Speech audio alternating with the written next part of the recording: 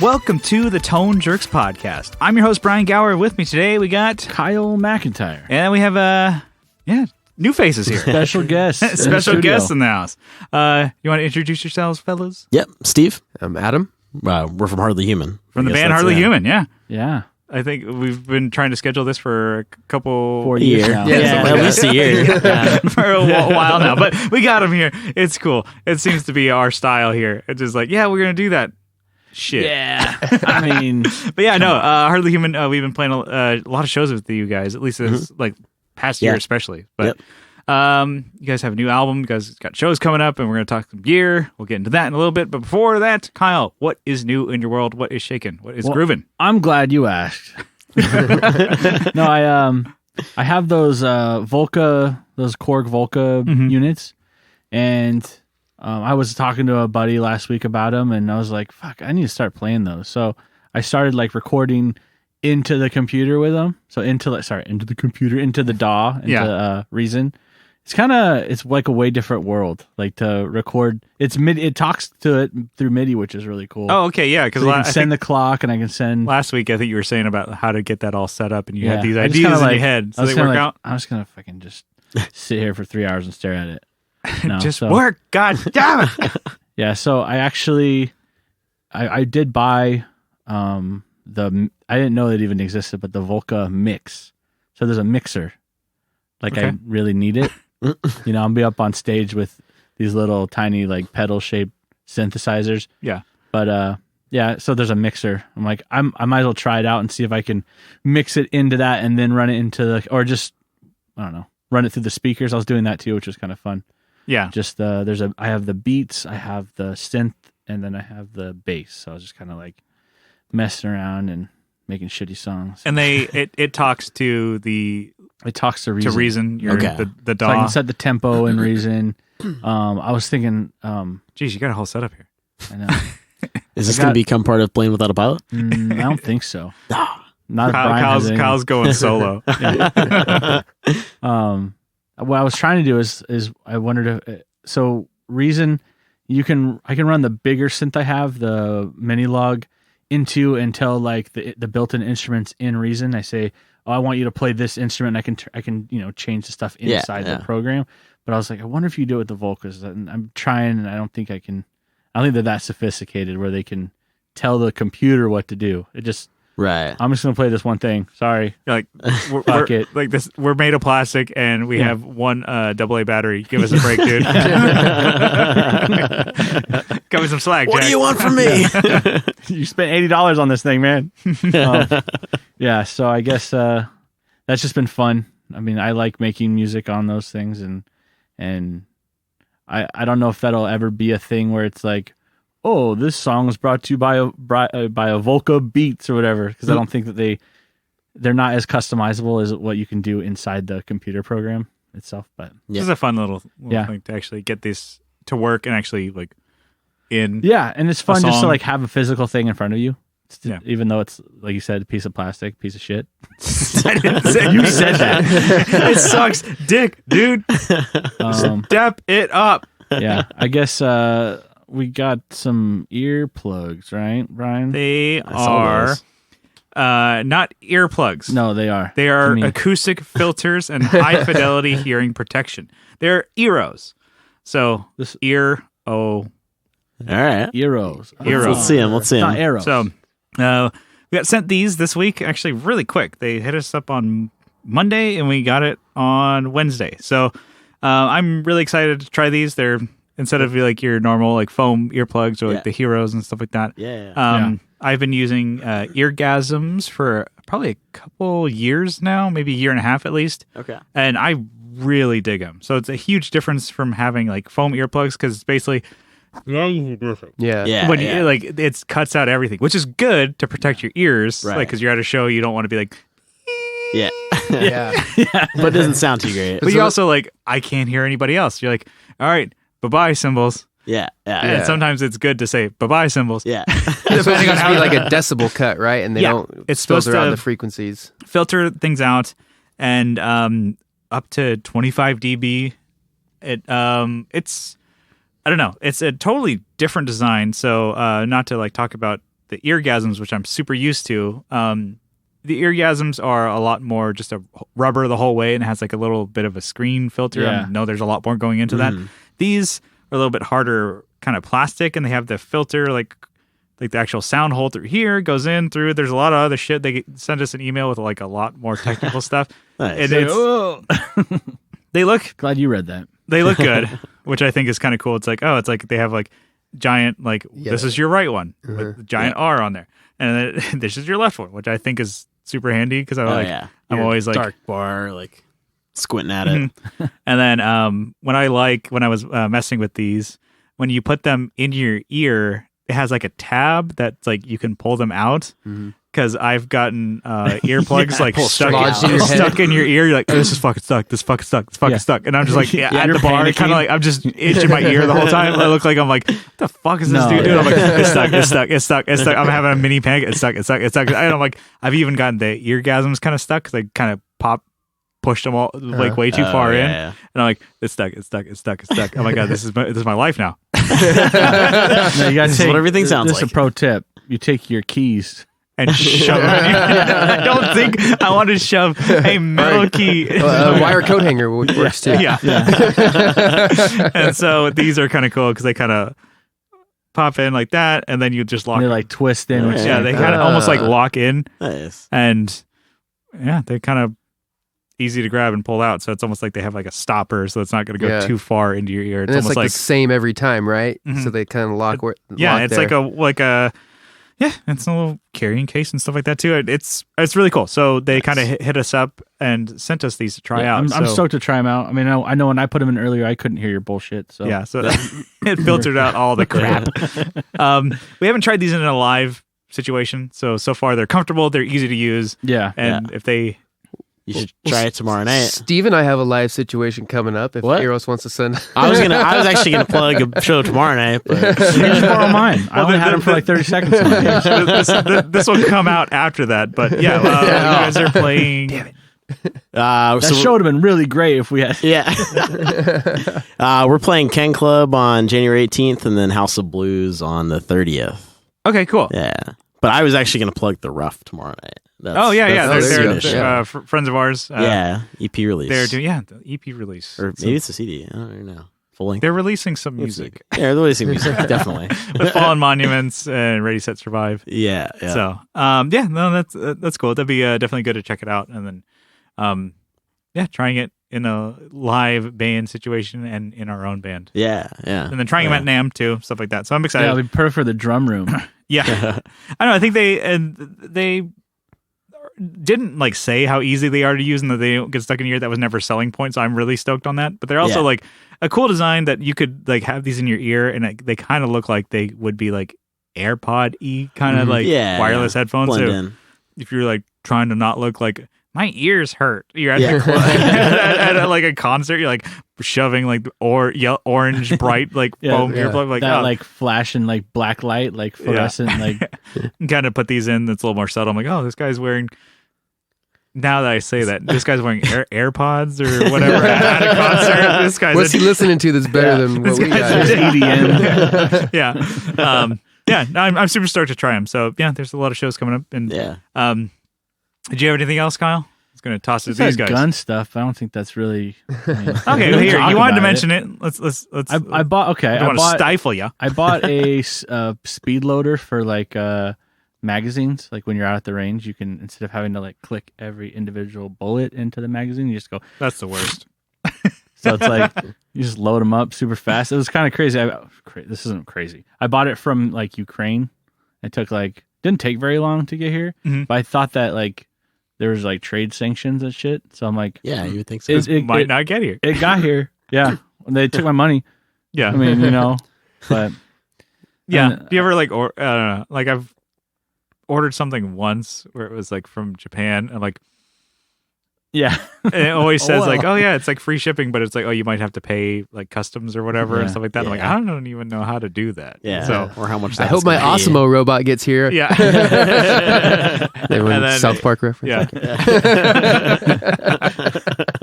And then you get it. So this was just delivered to your door. Yeah, just came. It shows that it was sent from New Jersey, but I know it was probably repacked in New Jersey. All sketchy things are sent from New Jersey. Yeah. I'm Especially from him. New Jersey. Pretty sure this Jersey is, boys. Oh yeah, just Pretty sure it's from the Ukraine.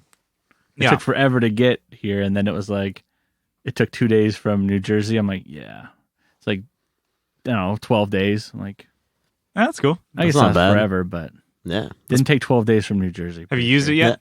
Yeah, works Nice. really fucking cool, really well actually. Just like It's fucking sick. It changes. makes the me feel like more of a fucking- man, Change the fucking game, baby. And then I just got some parts for one of the ARs I'm building, so now it's done. Oh, So there you go. if you guys are into guns, I'll show you later. But I just got a gun nice, for Christmas. nice. It's actually one of my grandfathers.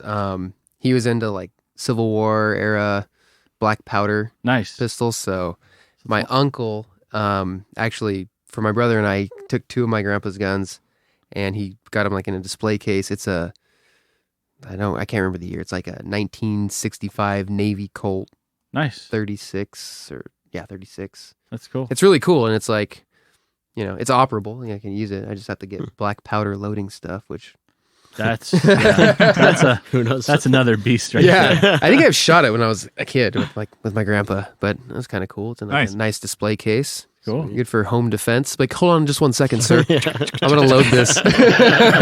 I'm loading. Give me a my little more time. firearm. A couple minutes. Hang out. Fucking second, would you? Quit fucking crowding me. And maybe I can get this done. Get that knife out of here. Go work on the safe. I'll have this done in a minute. You have some time over there. Surprise, motherfucker! Oh, he's gone. Everything's gone. You're like, shit. Well, for the next time. Hey, that's my what's new. Nice. So you guys kind of alluded to it, but you guys got some gigs coming up. So maybe, Adam, what's besides the gun? What's, Okay. Yeah. What's new in your world? So we have our annual Ken Club January show, which the last 2 years we've had a Ken Club show for Steve's birthday because it's all about Steve apparently. Yeah. But this one's a little bit later. Your birthday was when, like 2 weeks ago, a week ago? Yeah, it was a week ago. You Yeah. guys fucked it up. Oh, Yeah. you fucked it Whatever. up. You do things for your birthday every year, and then you turn 30 and you stop giving. Oh, it was a actually shit, on Sunday because so- that's when you came over and did your pickups. Yep. That- My birthday present, hanging out with you. So yeah, we've got that going on, and then we've got, as you said, Who are the other bands on the bill? 18th is Roman Watchdogs, Nice. touring band from Colorado, which I should know the name of, but I don't. I could bring up the could look flyer it real up. quick. And then the House of Blues show on the 30th is with Ready, Set, Survive, Aviator Stash, Rosedale, Fishing for Chips. Yeah. And that's it. that's exciting. If anyone's looking for a couple thousand tickets to go to Yes. that, we have those. Yes, we do. Yeah, so you guys are doing the 30th show at House of Blues, and that's also put on by another local podcast here, Right, Palapalooza. Palapalooza. So that's pretty cool. So doing a lot for San Diego music. Yeah, we did the Palapalooza podcast was it right before or right after Thanksgiving? Right after. Right after Thanksgiving, and that was cool. And that was actually like 3 days after we released our EP, which we just did in November 20th, I think. Something like that, yeah. Yeah, no, that's fucking killer. It sounds great. I've been listening to that one a bunch. Thanks. Thank you. So I was telling Troy you guys got to do a crossover podcast. we should 'Cause I listen to both of them all the time. just do It's one like, so I can do a little mashup. do one and done. I don't have to tune into both. Yeah. But so yeah, you said it was just about a month ago or whatever that you guys released that EP. I'll kind of get more into that, but I'm assuming good reception. That's fucking killer. That sounds so fucking good. Yeah, my mom said it was pretty good. My mom dug it, dude. And she usually hates everything. I don't think she's listened to it, but But no. it's been a long time coming. You guys have been playing a lot of shows and just busting it out, like a lot of gigs, a lot of like I'm sure rehearsals and stuff like that. And you guys put out the EP. I think a lot of people were waiting for it. But The business when are you end- guys gonna fucking get this out? It only took 4 years to release 4 songs. Come on, give us a break. The business end of being in a band is not the fun part of being in a band. It's not the like the business. dreaded Yeah. planning and scheduling and all that BS. And you guys, I'm sure, are very familiar with all that. So, And just to get into record, or it's like, okay, we got these dates that are available, and like 2 or 3 of us are available, one person's not, and then it's on the calendar 2 months down the road, and then someone's like, oh shit, I can't do it that day, and it's like, oh, back to the drawing board, and then that's how it ends up getting kicked out, like 4 months, 5 months, It's like, whenever there's an available date. Sounds like just getting a podcast between Brian and I. Yeah. pretty much. Like, oh shit, yeah, I'm doing something that night, like the day of. Yeah. Oh yeah. you guys have been pretty steady though over the past year and a half, 2 years. It's been like We get it done, what is it, 160 episodes or something? Not that many. No, I mean 110 we just got. Okay. So That's triple digits, man. yeah, we're up I mean, if there. you count the Patreon episodes, Yeah. we're like 200. 250, bro. Yeah. All right. Well, anything else? Steve has a new baby. Oh, I do. I just had a baby. It's a Jazz Master. It's a There you go. Japanese Jazz Master. Got it on Reverb. Immediately switched out the bridge pickup because I read the reviews that just sounded like a Stratocaster pickup. So I went to Fuck that. yeah.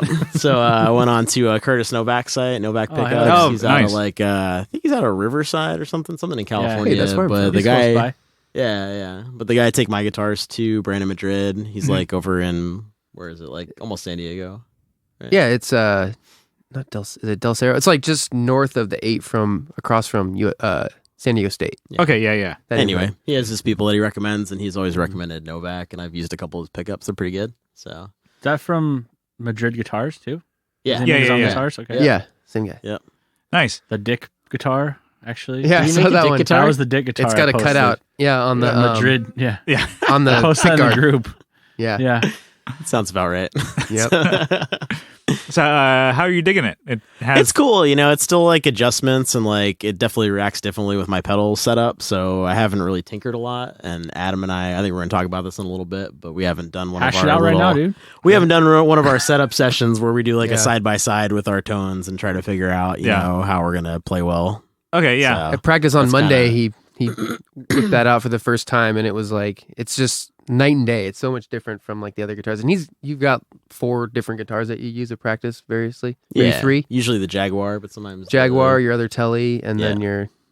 your Tele Deluxe, and then now the Jazz Master. Right? Yeah. In the Jazz Master, and you put the Curtis Novak pickup. Is it also a Jazz Master pickup, or is it? Yeah, it's So a the Jazz single- Master single pickup. coil? It's a JM Fat, so it's Okay. supposed to be a little bit less of a. I think it's supposed to be less mid scooped than some of the more modern pickups. So I think Yeah. it's more vintage spec. Okay. Yeah. So it's Yeah. not like you put a humbucker in there. Yeah, Yeah. no, I didn't want to change it to be completely different. I've heard of people putting P90s into it, and I'm curious about it because I've never had a guitar with a P90 in it, but Yeah. Yeah. And then it's you kind of want the guitar to be. what it's supposed to be. Yeah. Instead of Yeah. oh, okay, cool. I can have every guitar have a humbucker in it. Then it's not They also have it. what's the difference? Exactly. Yeah. And I got a Jazz Master to have that sound. No, that's Yeah. cool. Yeah, and that one also has the trem system. You It's got the trem getting system used to that that a little bit, or it's kind of weird. So when you play it acoustically, I'm not used to the guitar kind of making a ill shriek in the background. It Yeah. kind of Yeah. just reverberates while you're playing. Yeah. So it's kind of weird getting used to because I've been working on my picking technique. yeah, And so I've been playing a lot, not through an amp at all. And so it's kind of annoying to do that with that guitar. So I probably just won't do that. you're hearing the whole Just bridge the- kind of vibrate, Yeah, and the notes, and you're like, what the? and it's not in tune with what you're playing, so it just sounds fucked up. You're like, I suck. Yeah, exactly. Yeah, But yeah, it's cool so far. We're gonna dial it in. My first impressions, though, I definitely like my Tele Deluxe better. Just has a more well-rounded sound. So Mhm. we'll see, though. Jury's still out. I'm biased. That's an awesome guitar. Yes, It it's- looks cool. Yeah, it Yeah. looks cool. That's the most And important. that's part. everything, man. yeah. I still I don't play my Jazz Master out in the band a lot, Mhm. just because it doesn't really fit with our mix and what I'm doing. Yeah, But it's one that I'm like, man, it's just such a. Every time I think, I'm like, man, I haven't played that one in forever, and I pick it up, I'm like, that's so fucking sick. This guitar Yeah. is great.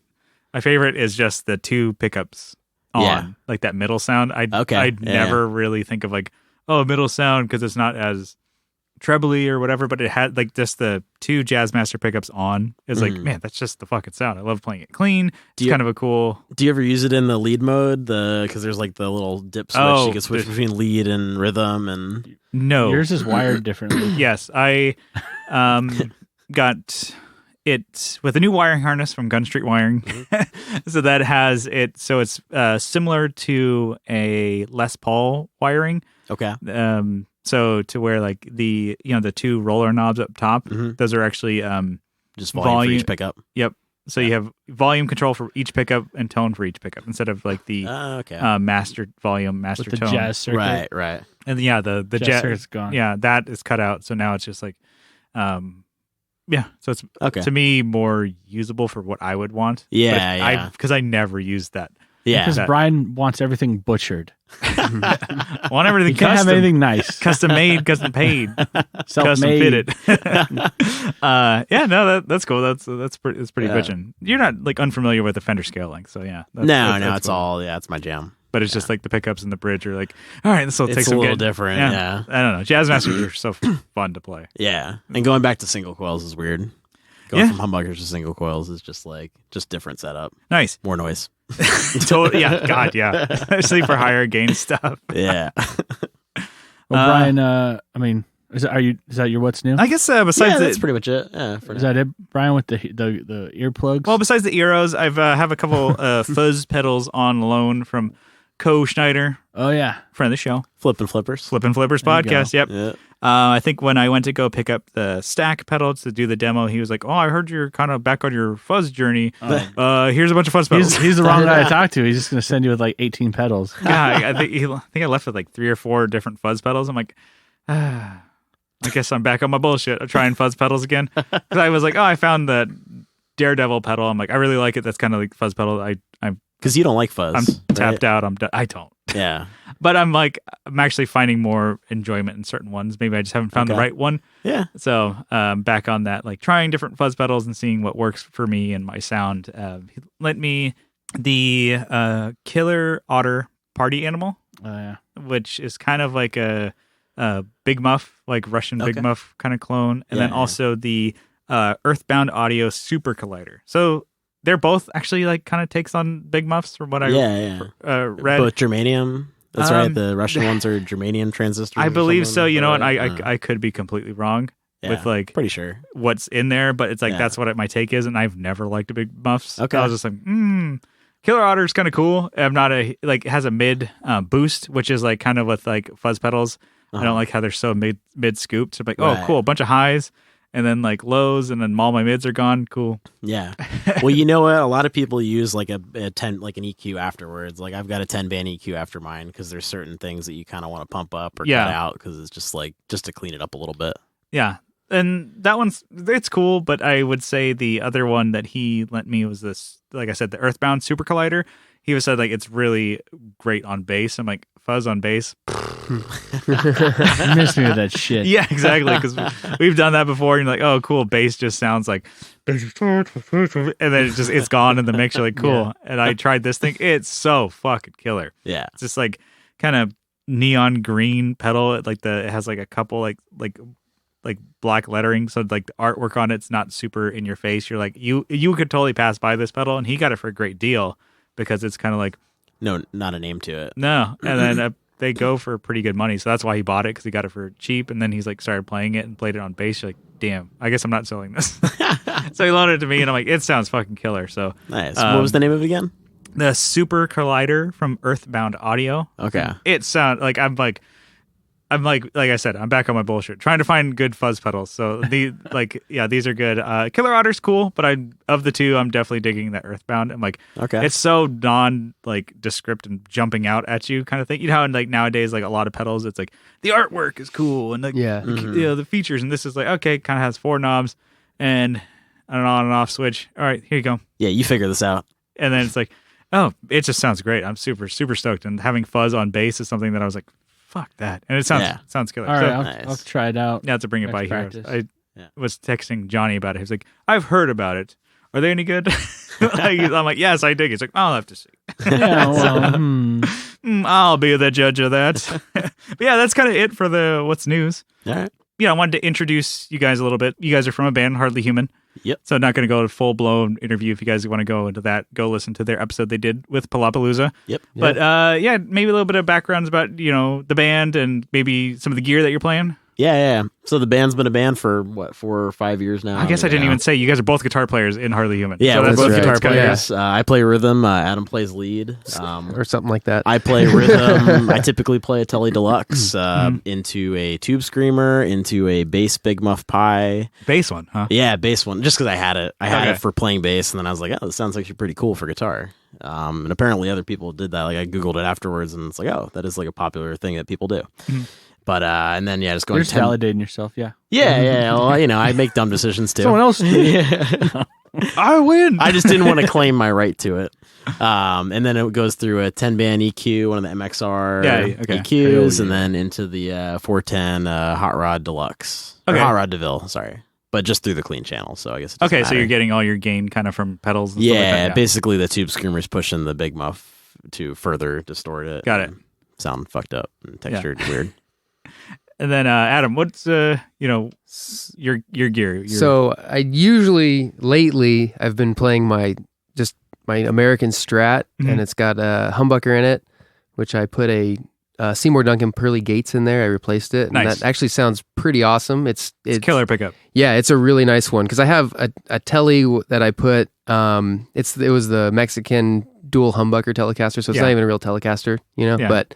I have like what were those ones? The JB and 59 in it. So it just kind of is like this or they're hotter pickups for sure. Supercharged Tele kind of thing. Yeah. And that sounds okay. Sometimes I like it, sometimes I don't. But I've been really like digging the Pearly Gates in my Strat. It keeps some of that Strat kind of chiminess to it. Yeah, they're definitely, I think it's like those Pearly Gates are like half the output of a JB. Yeah, and it's still a little bit hotter than my regular Strat humbucker. Yeah, but it's just like clearer, and I like it. So that's my favorite guitar, just playing wise. I've had that one since 2011, I think. But so I usually play through that. Are you using a lot of the other pickups? Kind of variants?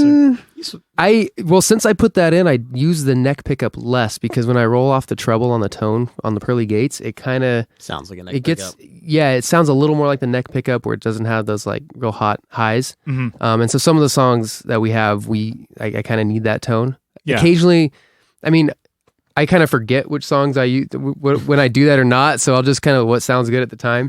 Sometimes I'll go in the neck pickup or actually I guess be the fourth position up, so between the neck and the bridge for a couple songs. It's probably as fickle as like how far pushed in my earplugs are at the time, but like if I'm hearing it right. And people at the bar, if they're rocking, it's kind of at that point you're like, fuck it. What's funny doing my job. is we like agonize over tone and all these things, and then no one when you're playing, they can't tell. They don't know. I guess you could tell if something is really bad, like your highs are way too high and they're like piercing, but yeah. I don't know. That's part of like the fun of doing it is tinkering. All this tinkering. So I go through on my board. I've got a wah, a delay. It's like the regular Crybaby. Yeah. A TC Electronic delay. Hall of Fame, right? What's that? Hall of Fame, right? No, it's Flashback. That's it. Yeah. And then I've got a 10-band EQ, and I'm trying to think because my pedal board like breathes, so it'll contract. So I'm like, I'm sick of all this shit on here, and I like take stuff off of it. Always changing. And I'm like, you know what else I need? And then it grows, and then it kind of contracts and expands. I think I had a noise gate, and I was like, this isn't even doing anything. Yeah. And so I'm like, I'm taking that off. Sucking some tone out. Yeah. And so I got the EQ, and then I run through my amps distortion. So I've got an orange TH30. Nice. So it's 30 watt. I think it has really good distortion. I was using an MXR. I think it's super badass distortion for a little while. Yeah. It's a little more harsh. Mm-hmm. It's like really watch your mouth when you talk about MXR. It's a really cool pedal. But just kind of going back and forth comparing that with but like an orange is amp with distortion. That's what it's for. That's pretty good. And so I'm going back to using my amp distortion. And you're just going all into the front end of it, not using effects loop or anything? Yeah. I was actually using the effects loop for a while, and then it was one of those things where it's like simplicity kind of won out, and I didn't notice really much of a... Actually, I noticed that, and maybe it's because I don't know what the hell I'm doing, but I had a hard time getting the right like level of the effect off of my delay. When I went through the loop. Like it was really not noticeable. And then when I put it in front, it's like, I could fine tune it and it worked better. So, because I was reading about, you shouldn't put Well, I guess There's no, certain backwards. Like, don't put distortion. in the effects loop. Yeah. Well, certainly, and that's not in the loop because that's through the amp. But like, where don't put the delay Before distortion. Before distortion, or So I guess it's still technically before it, right? If it's going in. Yeah, if it's going but- in front, but there's a lot of things too. It's like, you could totally get away with it too, and especially in a live situation, a lot of people aren't going to tell. If you kind of have your delay and then you put the feedback and level less in front of a distorted because it's going in, so every repeat of your delay is going to get distorted and hitting that preamp. So you can just roll that back and still get away with it. Yeah. Because if you think of like, before there were effects loops, everybody was running stuff in front, like tape delays and stuff like that. Right. And people were like, Eddie Van Halen was doing like Echoplex in front of like a boosted crazy Marshall. Yeah. So it's like, okay, he was doing it, but he just had his repeats lower and less. And I have everything at like, it's down at like, I guess if you're looking at 7 o'clock on the dial, which is like at almost basically at 0, it's like a little bit above that. It's just giving a little texture. Yeah. I actually sometimes feel like I should just take that out because I'm not really using it that much, but I don't know. You gotta have a little delay. Yeah, a little delay is fun. It's playing like leads and like single notes and stuff. Makes it sound bigger. Makes it sound like you're in a stadium. Yeah, exactly. So until we get to play like Petco and Keep the the Rose delay on Bowl, we'll until- keep the delay on until it's Yeah, natural. natural delay. Yeah. But so I've got that. I did have a Tube Screamer on for a while. I think Steve did. Are you borrowing mine or did you get your own? Gonna pass on that. It's probably in there somewhere. It's probably in the band room somewhere. I do have 2, and I don't know where they came from. Well, one of I them's guarantee. mine. I know I bought one. One of them's mine then, Maybe. because I bought one and I haven't seen. I'll it for a check the while. receipts. All right, fellas, calm down. We can You fight gotta over. cite your No. fucking sources. But anyway, so I wasn't using that. Yeah. It was just I kind of like got all hot on really trying to like model my sound, and then I would like take everything out and just listen to my guitar through the distortion in the amp, and I was like, this sounds awesome. So And then he'll change his mind in like a month or 2. Yeah, obviously. This is part of the process. That was awesome. Yeah. So that's my setup. I've got a few other guitars that I use occasionally, and That's kind of the main. that's main my deal. number one. Yeah. But how long has the Hardly Human been a thing? Have you guys like known each other playing in San Diego a while and then started, or how did that go? Well, he can start since he's. So our bass player Brian and I played in a band called Cast Off from 2010 or 11 until 2014. Yeah. And then I left that band because I had my daughter was born. Yeah. And then that band kind of had some lineup changes and then sort of disbanded and became something else. And now the guitarist and singer from that band, who's my buddy Bill, he plays for a band called Chaser, Gotcha. who's playing tomorrow night in Big Bear with Pennywise. Oh, damn. And so I'm going to that, actually. I'm going up to Big Bear this weekend. You get tickets? Yeah. Oh, Yeah, sweet. he came through Nice. and got us some tickets. Thanks, Nice. Bill. And Brian and I were in that band together. Gotcha. And so then I kind of was on hiatus for like a year maybe.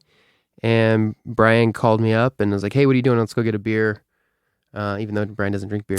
And then I remember pretty vividly. He wanted to go out to Till 2. Yeah. And I was like, cool, let's go do it. And then he's like, hey, I got a new project going.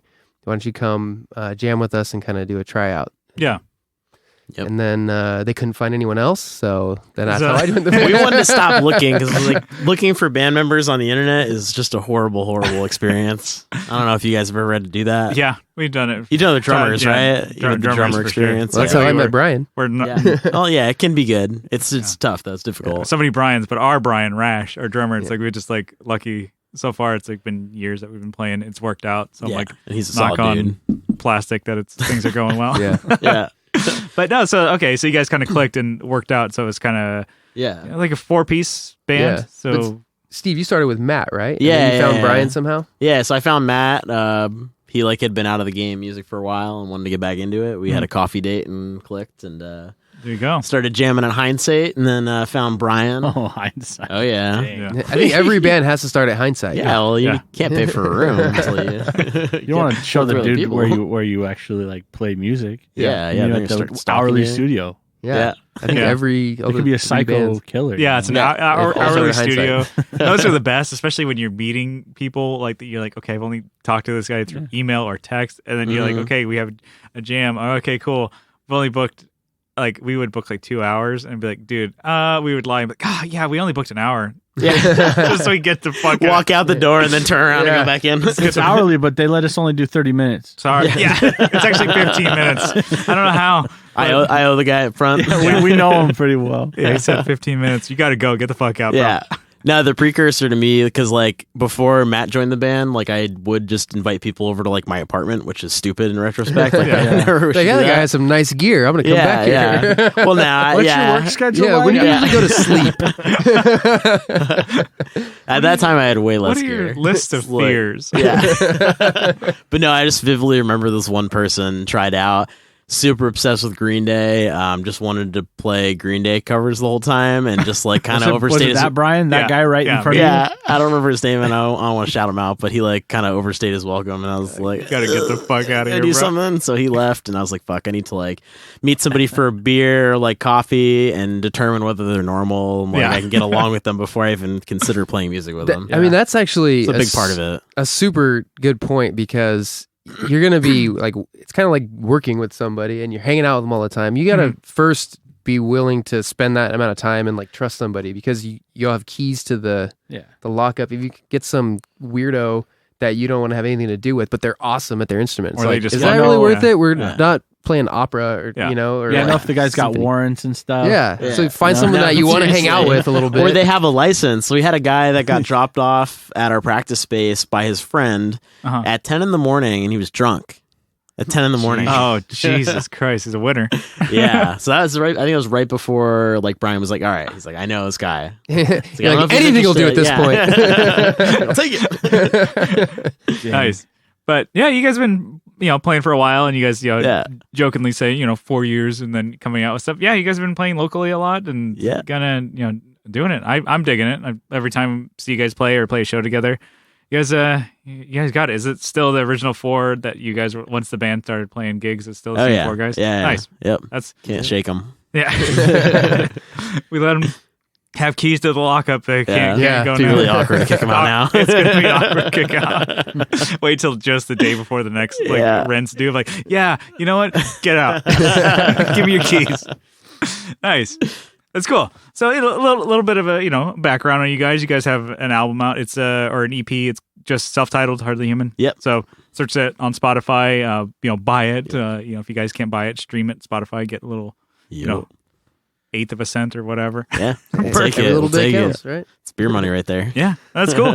I want to get to some topics. All right. Sounds let's do good. it. So these a little bit more kind of geared towards you guys, but it's also Kyle and I will ask you a bunch of questions because we've never really done it. All right. So you guys are a 4-piece band, with 2 guitarists, and Plane has pretty much always been a 3-piece, 1 guitar band. So I kind of wanted this topic to be just about, the benefits of playing with 2 guitars, maybe some like trials, maybe some like, we'll just kind of go back and forth with it. We're a band with like 3-piece. So to state why we like that, it's just because it's less people. It's fun. And it's cool. I mean, It's cool. and it's even just like singers wise, we just I learned how to sing just so I could back Kyle up and sing myself, and like we can go back and forth and make the songs a little more interesting. But as far as guitars wise, I'm like, we don't want to add another fucking person to this fucking Totally list. get that. That actually terrifies me though, because I think about like it's only my guitar that everyone's gonna hear. Right. Holy shit! What if I fuck? I mean, what? Not what if I? What about when I fuck?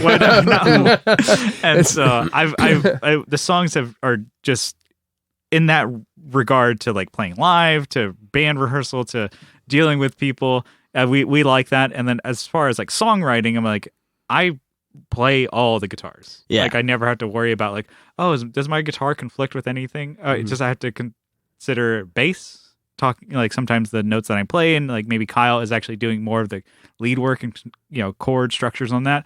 And then drums. That's it. Okay, cool. And then we're good, guys. But guitars, there's a lot more going on. And besides vocals and everything, because that's a whole different kettle of fish. You could do like 27 vocal tracks like Kyle does. You got those tracks, man. I got the pipes, baby. Get your money's worth out of that. Yeah. How many tracks can you put in this DAW? Fill it up, bitch. 1,000. All right. We got a long day ahead of us. But with guitars, I don't know, like, and live alone and writing the song, sometimes like you have to like kind of there's so much more than that. So I guess like some of that thing. Have you guys always played in bands with multiple guitarists? Has that been like something you rely on with your playing a lot, or? This is the first band I played guitar in. Oh, okay. I'm a bass player, so I'm an inadequate guitar player. So that's why there has to be a second guitarist. I mean, I'm capable enough to play power chords and like I can track riffs and stuff and like get it down for a recording just to like have a scratch. But as far as like performing it and playing consistently, I don't think I have it there. I think you're a lot better at it. So you just don't practice it. That's true too. Anyway, that's the main reason. If you would practice, man. I have to tell you on a podcast. It's a different skill set too. Like keeping your mind on singing and playing the rhythm parts. That's true too. But I've always played in bands with two guitars. Just I'm not really sure why, but it just kind of always the first band. I played around in college a little bit with a band. We didn't even have a name. We practiced in like a basement of a restaurant, so people would come down sometimes. And we both went to Cal Poly San Luis Obispo. He was a little after me, but a little. Well, I don't know, like 6 years or something. Go on. Damn, dude. Teeing off on him. we would jam in like a basement. I think we just had one guitar, but we didn't really, do that much. But since I've actually been in like bands, it's always been two. It started off being really like more basic of we're just playing like power chords and octaves, Yeah. And then when in Cast Off, it got a little bit more like where we'd sometimes do dual leads with like minor third harmonies. And that was kind of a lot of our sound in that. And then now, I mean, it's kind of like a safety blanket a little bit to me because there's always another guitar going on. You have to lean on at least a little bit. And I think it fills out the sound and fills out the kind of the spectrum a little bit. Mm-hmm. But as far as like putting together songs, Steve's the main songwriter, but I think we always go into it with like, when we have just collaborated on writing songs with like an idea of the guitars are going to do something different that are going to hopefully complement each other. Mm-hmm. So we'll go in with like an idea of a lead sound and think of what I think it's hard. I'm terrible at it and Steve's good at it, but you really have like basically three harmonies: is the lead, the rhythm, which is the bass and the rhythm guitar, and then the vocal part of it. Yeah. So it is, maybe that's why it takes us a long time to complete stuff. Yeah. There's a lot of tinkering, but I think we always kind of try to make it so that, for the most part, we're doing something a little different. Yeah, each of us. I would say, I want to say it's the song "Cubicle."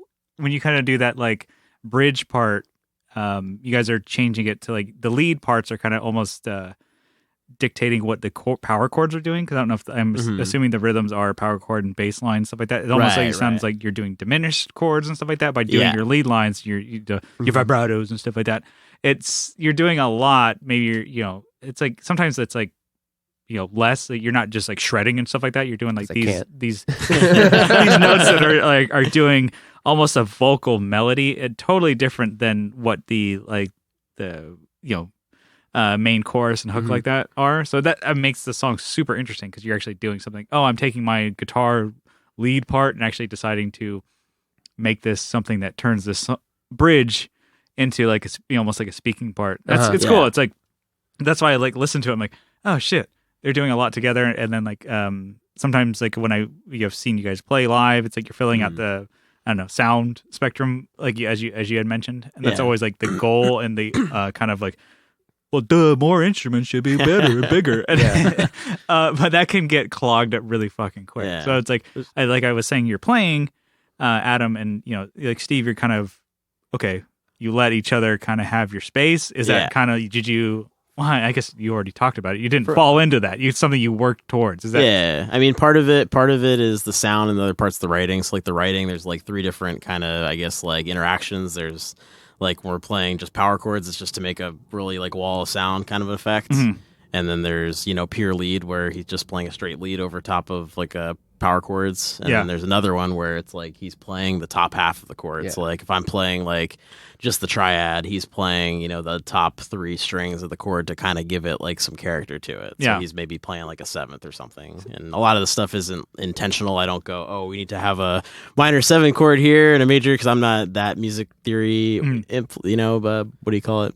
I'm not an expert at it. Yeah, but it's just kind of like happens sort of naturally where you like start playing the you just hear a melody. Yeah. So like the best example I can think of right now of that is in our song Real World, where it goes through like the first verse. That song's kind of weird, but I like a lot that it doesn't have like chorus or like verse, chorus, verse, chorus, but there's this kind of bridge part where I just start playing the top 3 strings for like half the song almost, and it's just this it's part of the rhythm, but it just adds this texture where it's like you would never really notice it until you kind of hear them separately. But I think it's probably something that a better guitarist, if I were better, I'd probably play that whole chord and play the variations together. But just throwing that into singing and everything, I don't. I think a lot of no, I gotcha. Trying to like articulate, like I can only do like a couple things while picking and singing. Try and work it out, and it's like, well, that's not happening. You kind of use with, you know, what you got.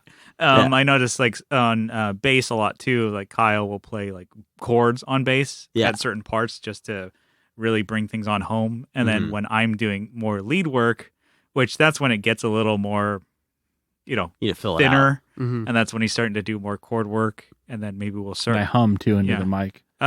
There's sometimes where we're both like singing while I'm playing like a lead or like a higher, like maybe like, you know, maybe a 2-string kind of, you know, lead deal, and then Kyle and I will both sing harmonies at the same time. It's kind of cool. It's like we kind of deal with what we have, but it's like I don't ever think of like, oh man, another guitar would be doing this and be cool. I'm like, well, we don't have another singer, we don't have another guitarist. What can we do to make this full? Yeah, we've talked about it before, but then we're like, no. Yeah, we don't even want at a show. We were thinking about getting a second guitar player to play a show. Fuck that. Yeah. That guy's gonna be late. Yeah, no, and I don't want to deal with that. And then on a stage, having to deal with another fucking person. Hypothetical guitarist is going to be late. Doesn't even exist. It's just He's all just show up drunk. It realistically limits your opportunities too, because you have 4 people, 4 different schedules, and it's more of a chance that, you know, you're gonna have 3 people say, "Yeah, I'm in it. Let's do that show," and then the 4th person can't do it. So I want to talk a little bit more about your songwriting, and then you had mentioned it before, kind of glossed over it, but your guys like tone fiddling, tone sculpting sessions and how that is. Yeah, so I guess the other half of that, so we're talking about writing and then the tone portion of it. So what we've done, we've only done it once, but it seemed to work pretty well, is we took our amps and our guitars and our pedals and we moved them into his living room, which is fairly, you know, big enough to have them kind of spaced equidistant, you know, kind of how you'd have it set up at a show. Yeah. And then we have our looper pedals that we don't typically use, but we use them just to kind of loop certain riffs, certain parts, like I was saying before about like, you know, a part where there's a power chords and there's a lead over top. Yeah. And then we just hit go on the looper, and then we can back up and move our pedal boards away and start turning knobs and go, oh, okay, this is kind of... That's really cool. Damn. It's fun, yeah. It makes it really easy to do it, you know. Yeah, instead of like having to listen to it and play it and sit right there and do stuff, you can have it just constantly going and really dial it all in, which is great. Because being at, you know, your playing position, sometimes like your amp is pointed at your ass or at your back of your knees, and you're like, sounds right. Yeah. And then the other thing too, I mean, like I'm sure when you dial in your tone, maybe you're like, oh, this sounds really sick. Like you don't have to hear it necessarily in context with the band to be like, this sounds really good. Whereas like I'll hear my tone outside of the context of the band and be like, I don't like the way this sounds. But we dialed it in together. When you dial it in with another guitarist, it's like, okay, it doesn't matter how it sounds by itself. Yeah. If it sounds good. When we're together without him. Yeah. I can't even play without We're only 2 halves. So, yeah. I mean, I've noticed like the turtle doves, man. Yeah. You complete me, Steve. Yeah. So I have mine like this, like mid peak, which when I play it by myself and I hear it just like, you're like, it doesn't sound good. It doesn't. Like, it's a little nasally. And you're like, it doesn't have that like punch if I'm palm muting and doing stuff. But you know, most of it is really to cut through with that with some of the leads, so it works out pretty well. And he's scooped, so yeah, it's a lot more bass and like just focusing on the rhythm parts. Yeah, you're not trying to do weedly deedlies. There's certain bands you listen to that has two guitars and like you don't even hear the rhythm guitar. It's like on the record, it's almost like invisible. Like you can't really quite put your finger on what they're playing. Yeah. But it's like kind of like a gravelly kind of like I don't know, like almost like a texture. I describe Just it fills as the like, background. Yeah. But you'd notice if it wasn't there. Yeah, definitely. Right. Yeah, I guess I never really thought about that. But I mean, what you were mentioning of like at practice, like sometimes I would have to like go back to the drawing board at like we'd have band practice. I'm like, oh, cool, this will sound great because I like at home I'm like, oh, so dialing things in and get to the studio. I'm like, man, this fucking sucks. I ruined my fucking weekend. that on happens this. to me every day. I get in there and I'm like, oh, I hate this. This sucks. It sounds terrible. And it's like we've didn't change anything from last week. Yeah, it's taken a long time to kind of get the idea of where your sound should be, at least with the band. That's what I've figured out. And then once you can dial it in, you know, like, okay, maybe a little bit of highs here, depending on how loud my amp is or whatever. That's what I like found. I'm like, oh, cool. Because when I'm at home, I'm like, yeah, lots of bass and stuff like that. That sounds great. And then when I get to practice, I was like, I'm like, all right, that's not gonna work. Yeah. And then like, Sounds like a French horn. Yeah. and I think with bass too, we found it's like, oh, it sounds really cool when your buyers like to have a really harsh, like higher, like more highs in the bass tone, but it's like that's not what we want for the band. And so when we play, Kyle's like, God damn it, got to turn your bass up. And it's like, okay, but when you play it, it's like, boom, boom, hitting your chest. And you're like, God damn, it's going to blow Brian, our drummer, out of the studio. He's playing drums in front of the 810. We had practice, like, boom, flies through a wall. But it like totally works.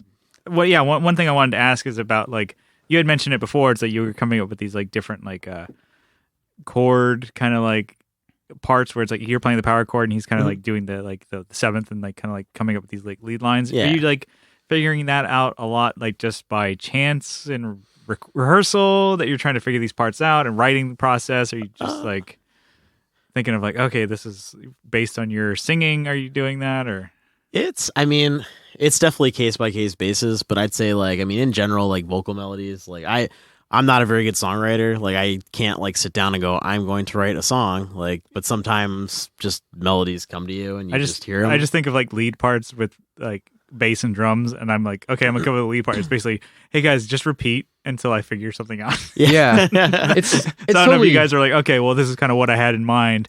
Adam, it's usually can you do something like that? I think it's very trial and error, and sometimes based on what like the vocal melody is doing, and just kind of spin off of that a little bit. Yeah, but I think also usually we start with a concept. We're like, conceptually, what do we want to do here? Yeah. All right, conceptually, we want to have an extension of the chords that I'm playing. Okay. Here's the melody that I'm hearing. So you hear like the single note, you know, the character of the chord being like another lead part, and then you just thicken it up by adding a couple notes underneath it. you know? Yeah. So yeah, I was just wondering, like, I really only come up with lead lines for songs and like in the recording process. Right. Okay. Yeah, and that's what I do too. I'll sit down on my computer. I have like Pro Tools at home, so I'll sit down, and a lot of times like I'll program the drums and record stuff, and just send it over to Adam and be like, "What do you think?" He'd be like, "I don't know." I got another idea. Fake, first of all. It's really amazing that you could hit that snare exactly the same way every single time. I have gone through the tedium of like changing the velocity of all the snare drums to make it sound natural. Like drum rolls, I'm like, "Oh, this is so sick." Yeah, and then they're like, "Nah." But that's actually super helpful. Like we'll have a writing session, or just not even writing, like brainstorming, and I'll go over to his place, and he's like, "Okay, what do you got?" And like, I don't know, just messing around with this little thing, and then so we have just a little speck of an idea. Yeah. And then record it, and maybe you've got a huge bank of stuff in your computer. Yeah. And some of that stuff maybe comes to fruition. And that's the cool part about having that as a tool. Like I always tell other bands, like if they're trying to write stuff, like recording is such a good thing to be able to do. Yeah. And like he'll write off stuff. He'll be like, "Oh, I have this riff," but like I don't know, and I'll hear it, and I'll hear something completely different. I'll kind of hear something.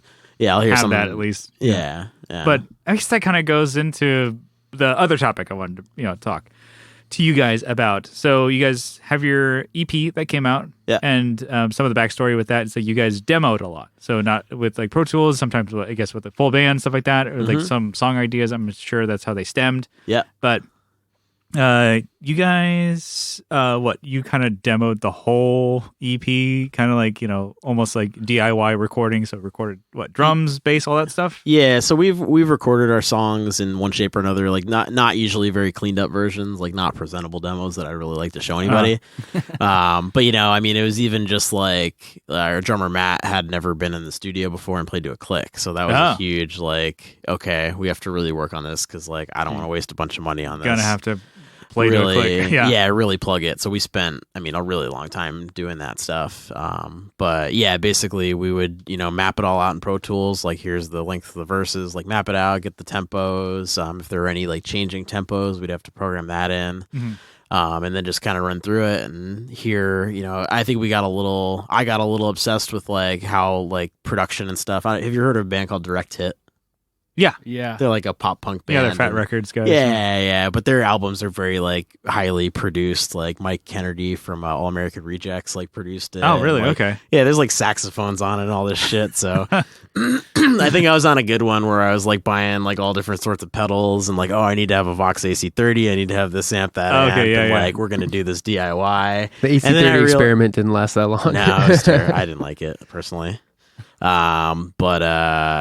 that just kind of went on for a little bit and it was fun while it lasted, but ultimately I was like, I'm never gonna have the time to be an expert at it and then also have to schedule 3 other people to like record it and like perfect it. Yeah, to be your engineer, producer, and in your own band. Yeah. You might not be like, oh, this is cool. I don't want to fucking deal with this. Yeah. The other thing is you don't have another ear that's outside of, the band that's creating it, performing it to kind of give you a little bit of guidance on and be more objective about it, which I think is helpful. But I think ultimately what it was is like option paralysis, like you have so many different options of what you could do. You keep tweaking and changing. And or instead of making a decision, you're just frozen by it. You're just like, what if the drummer did a pop-pots at that point? That would be way cooler. Yeah. And you're like, okay, play that again. Yeah. So that's what it was. Shit or get off the pot. And so we spent a lot of time doing it. I wouldn't say it was invaluable, but it got to the point where it was like, all right, we just need to get on with this and keep going. Yeah. Demoing your songs. I'm sure you had others that you didn't record for the EP, but the ones that you did, I'm sure you demoed and kind of like listened to back and forth and chose your parts and like, these are going to be the rhythms. These are going to be, the drum parts here and there. Yeah. We don't want to waste our time. Like, was that kind of the goal with the demo process, or were you trying to be like, oh, I'm going to put this and be a presentable product to put out? Or? Originally, that's how it started. Okay. It was going to be like, okay, we're going to make this presentable, and then we realized, okay, we can't make this presentable. Yeah. I'm sure doing the effort. I mean, it just didn't. We couldn't get it to the point where it sounded like it was like. But I mean, that's a hell of a learning process too of your own songs, and especially when you put it under a microscope of recording, you'd be like, "Yeah, hear that one part? Yeah, don't do that. Are you listening with your ears? You hear that shit?" And then you're in you have to deal with where do you do it, right? In our practice space where you have some guy playing the same double bass kick metal right next to you. So right next to you over and over. It's like, well, we can't do it now. Well, this one's a trumpet next to him. Yeah. And then So was that super beneficial when you guys actually decided to book studio time and go into the studio because you guys already knew what you were going to do? Absolutely. Yeah, because when we're recording, we're like, this is how the song is. So play it like this. And there's obviously actually, when we went into the studio, we didn't rewrite anything. The only thing we did was one song we cut out a part that we put in before. Yeah. But we weren't rewriting songs or figuring out how to play the parts. We were pretty much rehearsed in it and went in there and played it. I would say the only thing we didn't know was going to be the vocal harmonies. That was something that I still don't really know how to do that. I don't know how you guys do that. It's all him. Yeah. I don't know. You just hear it and go with it. We'll talk later. No. Oh no. Actually, exactly. Sometimes I would send him some of the blast tracks of just the rough mixes and stuff like that, and Kyle was like, I was driving today. I have this idea. Get the tape hot. I got it. Warm it up, baby. Get it up to speed. Yeah. So I have my little MacBook. Yeah. All right, we're ready, Kyle. Isn't that funny, the things that come to you while you're driving though? It's it's really cool. I as far as vocals, I can do my lead and then maybe I do an octave and that's all I do. Okay. And I do I do I dub my vocals, and that's all I know how to do. As far as like harmonies, I'm like, Kyle, I don't know. Yeah. He comes with a lot short shit I got. of cool ideas. So I was watching this YouTube channel. It's this. I think she's Irish, and she breaks down singers, Seen that one. and she's like a vocal coach, right? Yeah. And so I watched one about this this band that I sent to Steve. It's called Steam Powered Giraffe. They're from San Diego, and they're like this. right. They're like this act. They're machines, and they started out just like busking in Balboa Park for like tips, But they have this act where they move like machines and they talk like it, but they're awesome. Like their vocals, they're like really like good musicians, and now they've gotten like big. But so she was like breaking down their music because it's all like 3-part, 4-part harmonies. And she's like, oh, Sam, they're just harmonizing in thirds, and it's like super simple, but it sounds really good. And thirds are super easy to find, right? Yeah. I mean, maybe executing is not that easy, but it's not like a complex. I was like actually just thinking about that the other day with like, doing harmonies. It's like just do the thirds, and you just do it pluck it on the guitar, and then try to hit that. Yeah. Right? It's not like complex musically, but she was like, these are just thirds. It's like one plays the third of the first, and then the next one plays the next third up, and it sounds awesome.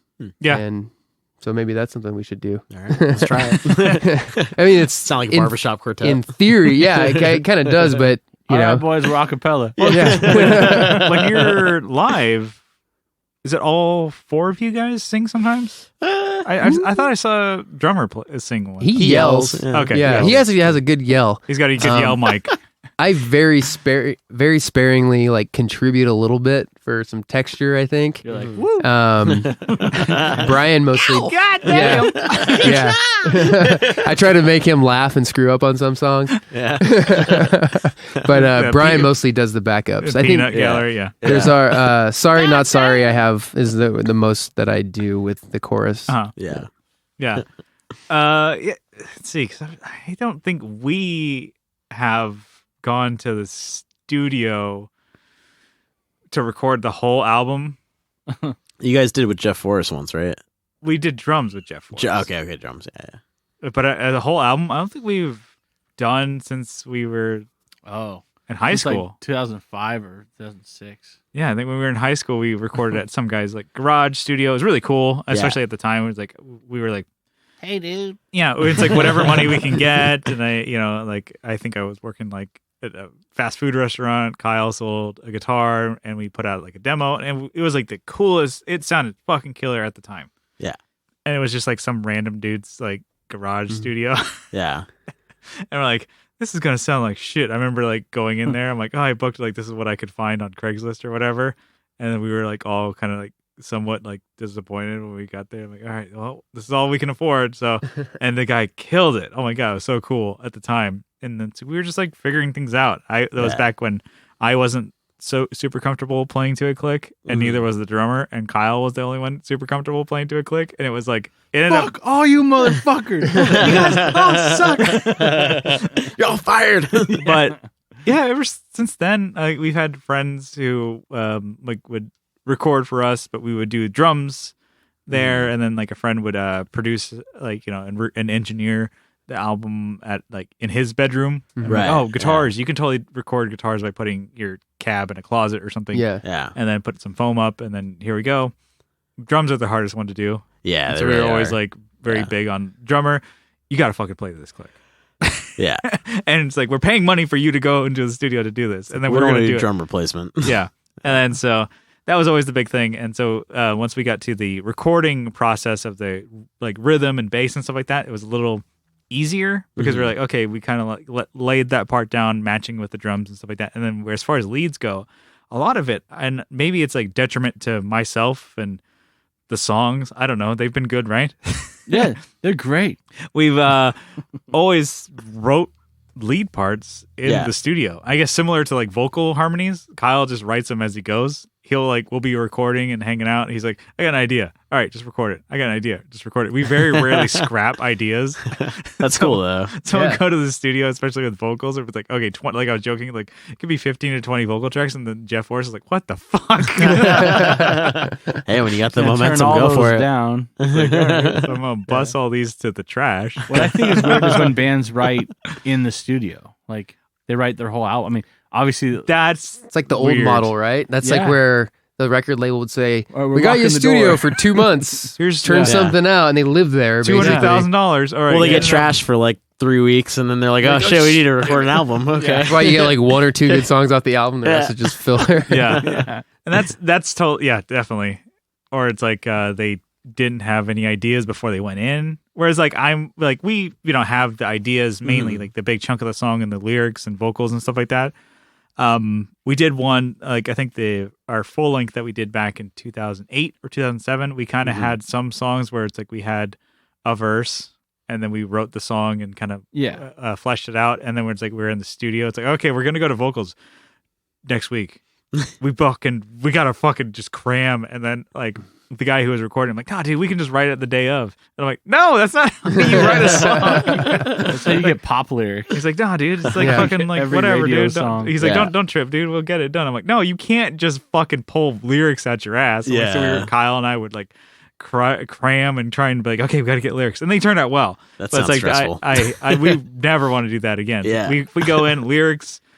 Very rarely do they change. Yeah. But like everything else is kind of like, besides the rhythms and chords of a song, Yeah. that's all kind of like set in stone. Everything else to us is like a wash. Like as far as, or I guess for guitar, I'm just kind of, here, vocals, harmonies, we'll figure it out. And sometimes like they add so much more to the song. Like we had one of the songs on our full length, let's see, just letting you know, it's like the last track of the album. I came up with this lead line at the main and the like part of it, and then Kyle, I had this like lead line that was kind of weird. I was like, oh, this doesn't work for guitar, and then Kyle ended up matching it and harmonizing to that with vocals, and it ended up being a huge part of the chorus, huge part of the intro for guitar that I wrote, and here like a bigger part for the outro. And then we'd never played those live, so we can't replicate it. And I was like, sometimes it's for album only. Have there been a lot of songs that you guys have recorded where you've never played it live, and it's like the first time is after the recording is already out or after you've completed the recording?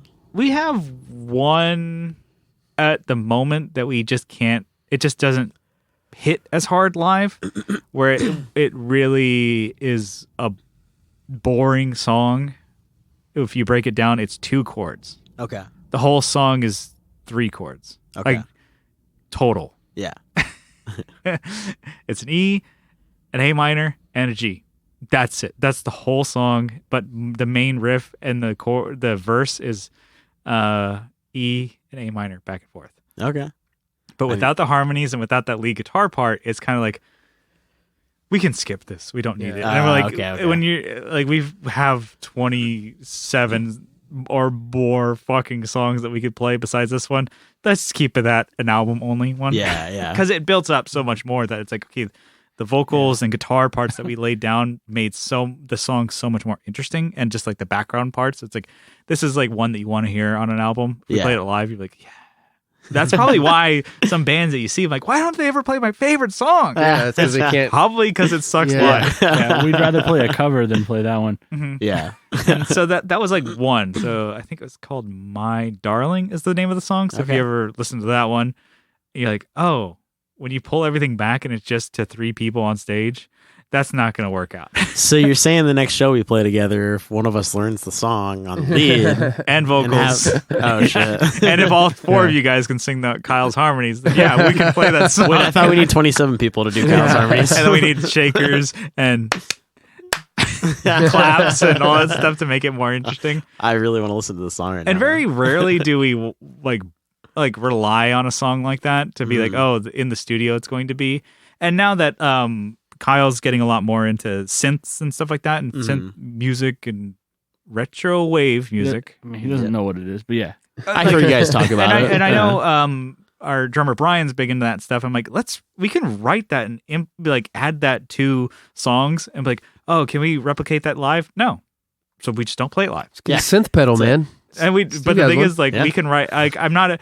Like, I think I've always been opposed to, like, if you can't play it live, man, then don't play it. Yeah. Like, but we have so many songs. I'm like, let's just write music sometimes just for an album. Recording. Yeah, Yeah. it's okay. I'm like, Not every song And- has to be written for a live setting. yeah, we were just fucking around the other day at band practice, and like we always do it. And like, I don't think Brian's our drummer is the biggest fan of Angels and Airwaves, but I love that Okay. stuff, and I Yeah. like love messing around.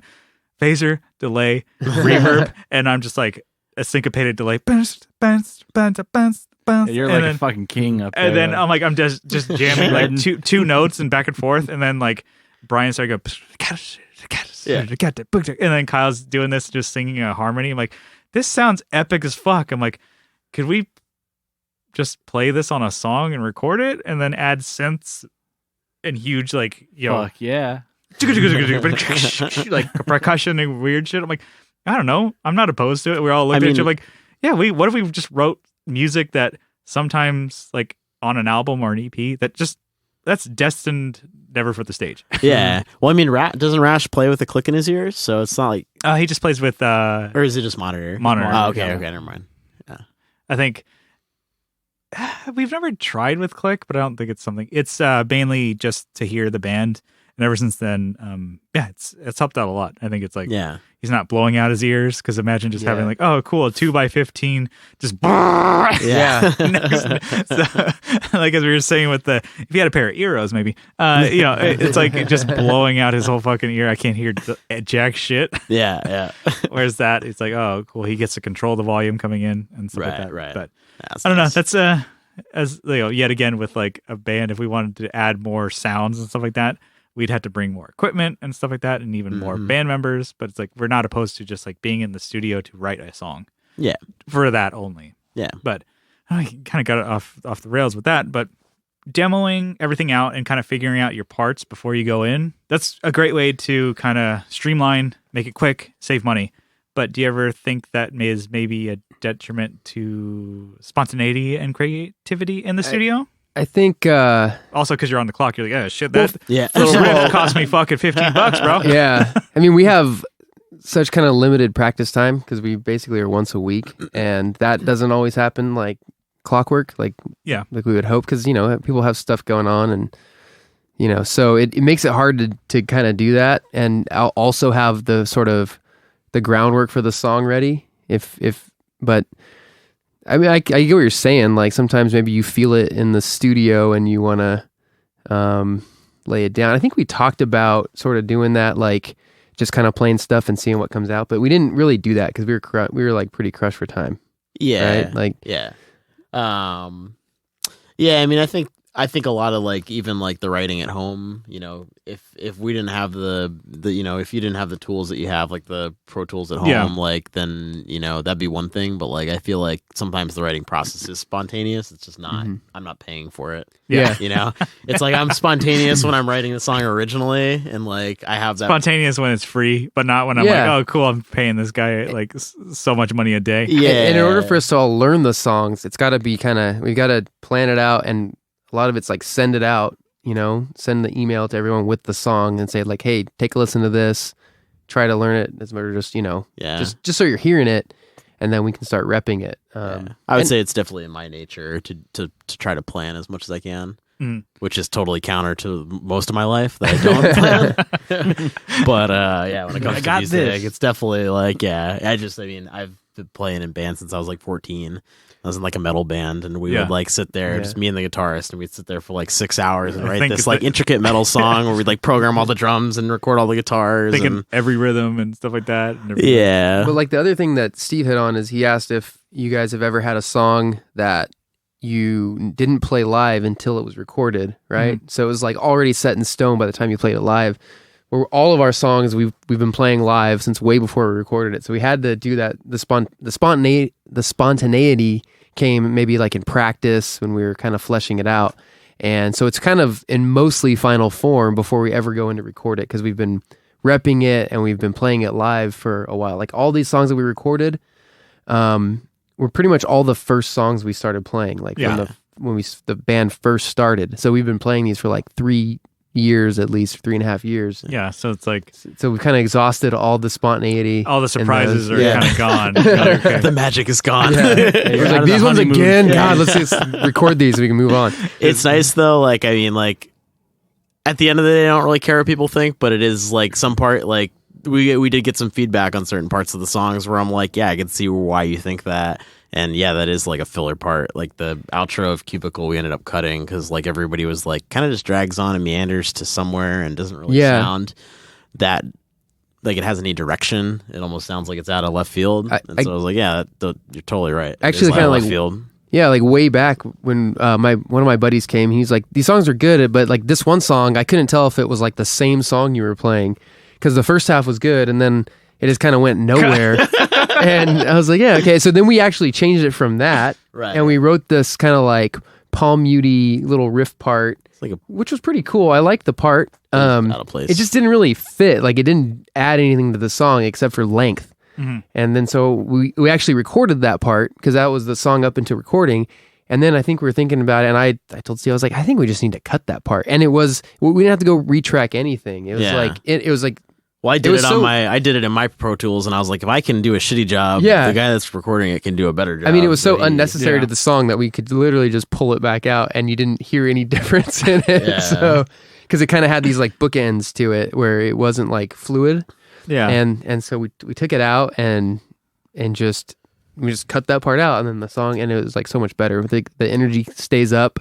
Yeah. And songs don't need an extra 20 or 30 seconds of stuff that doesn't really do anything for it, right? So that was our spontaneity on that one. We're like, hey, let's just cut this part out. Look at this part. It's easy enough to just It's almost like delete.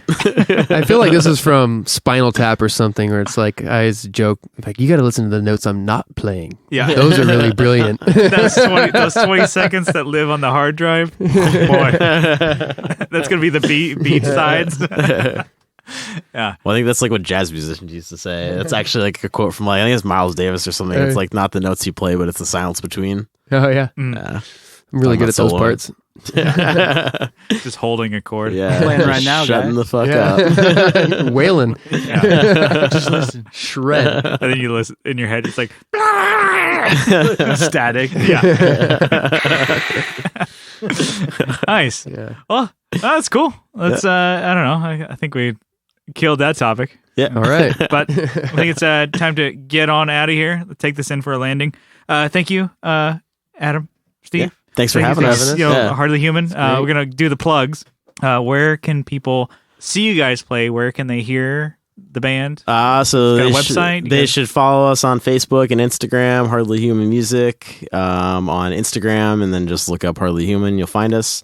We have our music on Spotify, Apple Music, Bandcamp, YouTube, pretty much anywhere that music is available. We're there. You can buy it if you like it. Support us. We have shirts. And you can go on our playlist on Spotify, and we have all the local bands on our playlist. So if you're interested in other San Diego bands, check it out. A little bit of everything, some cherry pick songs from pretty much every band that we're aware of. So, Hell yeah. We got some Playing Without a Pilot on there. There you go. You Yeah. guys are dog shit. And again, we're playing Can Club January 18th with, I was going to look up the band and I did not, but it's a touring band from Colorado. They're awesome from what I heard. Roman Watchdogs from Oceanside are playing too. And then on January 30th, House of Blues with Ready, Set, Survive, Fishing for Chips, Aviator Stash, and Rosedale. That one might be sold out, but we do have some tickets. Yeah, we They're have limited some supply. tickets. So Yep. is this coming out after we play that? It'll be out before then. So Okay. hit them up. They got free tickets. They'll be even more scarce by then. If you're San Diego, if you're local, you can come down to San Diego, see a show. House of Blues is probably one of the best venues in the town here. So that's Yeah. cool. It's gonna be a good one. We also did we book it? Did we book the Casbah on February 10th? Is I that still happening? don't know if it's announced yet, but yeah. Oh, oops. That's Oh, okay. there you By the go. time this That's comes okay. out, it'll be announced. Yes. Hell yeah. February So, 10th with The The Rough Rough, and Fishing for Chips. Nice. Casbah, Monday night. Tim Piles. Tim Piles. 91X. Yeah. Yep.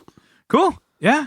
That's a killer EP you guys got. So Thank you. I've been listening to it a shit ton. So yeah. Awesome, So thanks. check them out live. Check them out online. Yep. And then if you like the show, You can follow along on social media. We have Facebook. We have a page that we don't do anything on. That's not true. And we have a group that you can join that's a little more active. So go like that. Go join the group. And then we're on Instagram. We're posting cool shit on the reg. And I don't think we have any. It's been a little, couple weeks here. But if you guys like the show, you guys can leave a review on iTunes. Hopefully 5 stars. If you write something, we'll read it on air. And if you really like the show, you can help support it on Patreon for as little as $1 a month. But if you guys double down for $2 a month, you guys get an extra episode every week. We're dropping bonus episodes on the Patreon feed. You get that, a special RSS feed right to your podcast app. And then, just for the support there, we're going to give you a little shouty. Kyle, you got a list of names there? You're going to give got them it right here. To me. Baby, give me those shouties! In my shitty handwriting. Hopefully I can read everyone's name. It's like, what the hell is this? Who fucking wrote this? Is this a cheat code for PlayStation? Down. Triangle? I used to print those out. I have like a book. I'm like, shit, I'm dying. What's the health one? Oh my God. My friend had one of those written on one of these like yellow like legal pads here. And then I'm like, he would write so thin. So squished together. Imagine like taking your whole like font and just squishing it. I'm like, dude, you have half the page. You could have stretched that out. I can't see. And you put commas in between each. And you had to use What's wrong with you? blue ink on yellow. God damn it. Vice City, San Andreas. Exactly. When you're dying, I'm like, fuck. You're falling. You're like jetpack mode. You got to get creative. You're like, save your skin right there. Like cops are on your tail. Yeah. All right. So we have. Oh yeah, we're reading names. Yeah. Well, I remembered Andrew Walsh, Adam Rohr, Doug King, Doug Gann, and Doug Christ. We got to pile them together. Lots of Dougs. The Doug pile. Have we done that? I don't think so. Doug Doug pile. All right. Abe Newman, Michael Newman, the Newman pile. Aaron Taylor, Nicholas Ogburn, Nicholas Payson. I'm just putting everyone who has like a similar name, put them together. Yeah. Colin Smith, Jason Fuzzmonger, Joe from Like My Pedals, Will, RJ from Just Surprise Me podcast.